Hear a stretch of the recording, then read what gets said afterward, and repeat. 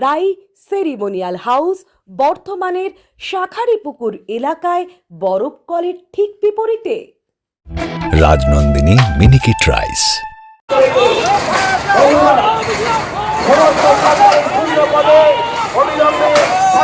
সাথে নিয়োগ করতে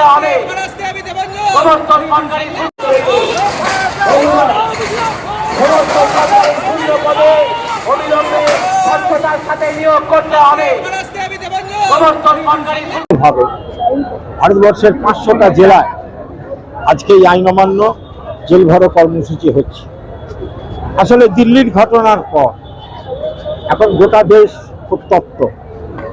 ছাত্র যুবদের উপরে যেভাবে আক্রমণ চালানো হলো দিল্লির যন্তর মন্তরে, তারপরে নরেন্দ্র মোদী, অমিত শাহ আর পার্লামেন্টে আসতে সাহস পাচ্ছেন না। সবাই দেখছে আজকে দিল্লির এই ঝড় আজকে গোটা ভারতবর্ষে ছড়িয়ে পড়েছে। 10 তারিখের এই কর্মসূচি অনেক আগে আমাদের কর্মসূচি। এই কর্মসূচি সবকটা দাবি হচ্ছে মানুষের। একদিকে কৃষিতে হাহাকার, ধান, আলু, পাট, কোনো ফসলের দাম নেই। আলু চাষিদের মাথায় হাত। পাট গত বছর ছিল 1800 টাকা কুইন্টাল, সেই কুইন্টাল 8000 টাকা নেমে এলো। এখনো পাট ওঠেনি, তাই 10,000 হয়েছে। এটাও থাকবে না। সরকার দাম করেছে 5,600 টাকা। পাট চাষিরও বিপদ, ধান চাষির বিপদ। সারের দাম চচ্চর করে বাড়ছে। কার্যত চাষে কোনো লাভ নেই। অন্নদাতা কৃষক আজকে কাঁদছে হাওয়াও করে। এরা অনেক কথা বলেছে, এটা করব সেটা করব, আজকে খুশি করলেন না। অন্নপূর্ণা ভান্ডার কাটছাট হচ্ছে। আমার গ্যারেন্টি, খেয়ে দেখুন রাজনন্দিনী প্রিমিয়াম মিনিকিট রাইস, বাংলার নিজের চাল। রাজনন্দিনী মিনিকিট রাইস। রাই সেরিমোনিয়াল হাউস বর্ধমানের শাখারিপুকুর এলাকায় বরফ কলের ঠিক বিপরীতে। এখানে মধ্যবিত্ত থেকে শুরু করে সমস্ত মানুষের সাধ্যের মধ্যেই রয়েছে রাই সেরিমোনিয়াল হাউসের সুযোগ সুবিধা। এসি থেকে শুরু করে নন এসি, যেমন চাইবেন তেমনই পাবেন। একেবারে সুসজ্জিত ও পরিষ্কার পরিচ্ছন্ন একটি সুন্দর অনুষ্ঠান বাড়ি। এখানে রয়েছে এসি, নন এসি, নটি রুম, রয়েছে আন্ডারগ্রাউন্ড গাড়ি পার্কিংয়ের সুবিধা।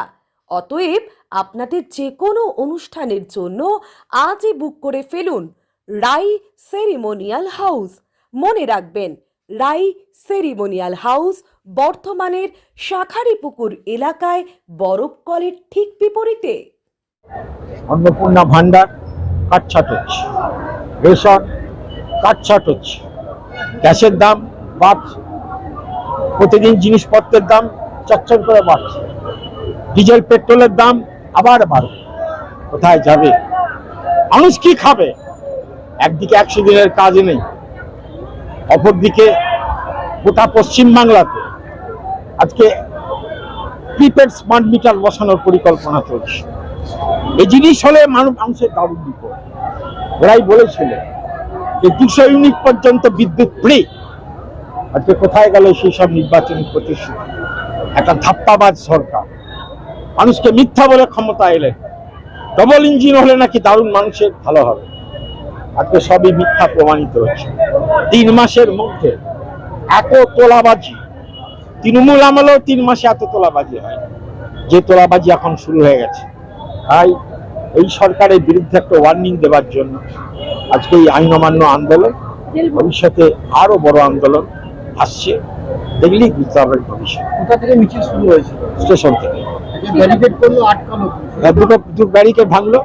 আর এই ব্যারিকেডটা ভাঙার আমাদের প্রস্তুতি ছিল না। পুলিশের ভূমিকা কি ছিল? পুলিশের ভূমিকা খারাপ বলবো না, কোনো নিন্দাজনক কোনো ভূমিকা পুলিশের ছিল না। এবং যেমন পুলিশ করে সেরকমই করেছে। আর আমরা যেমন সিদ্ধান্ত করেছিলাম এখানে মিটিং করবো, সেটাই করলো। যেরকম বলা হয়েছিল গুন্ডা দমন নীতি, নতুন করে একটা আইন, এটা তো ভয়ঙ্কর।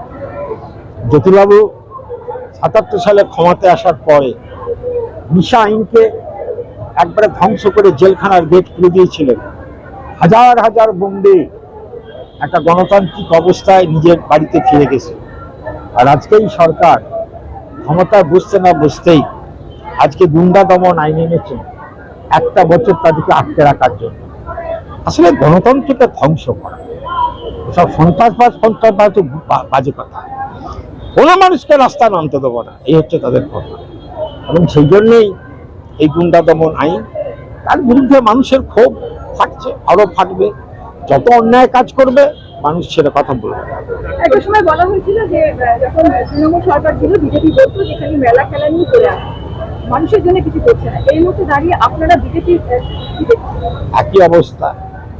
ওখানে দুর্গা, এখানে জগন্নাথ, দুটো ঠাকুর পরিবর্তন হয়েছে, কিন্তু কার্যত কোনো পরিবর্তন নেই।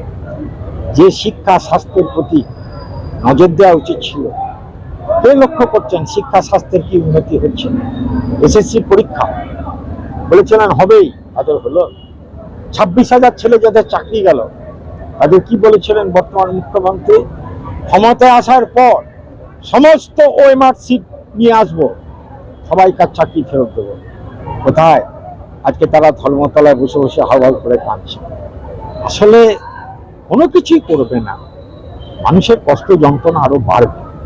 এবং তৃণমূলরা যেমন তোলাবাজি করত, দুষ্কৃতিকারীরা যেমন মেয়েদের উপর আক্রমণ করত, এসব পশ্চিমবঙ্গে মারাত্মকভাবে বাড়বে। এই সরকারের কোনো ক্ষমতা নেই এইসবগুলোকে বন্ধ করা। এটাই তো ঠিক আছে। ওই যে হ্যাঁ, হাট গোবিন্দপুরে নাকি আটকে ছিল, আহত হয়নি। ওই এক গাদা বাস ছিল, তো বাসের লোকেরা নেমে পড়তে ছোট কাটে কেটে পড়েছে। ঠিক আছে।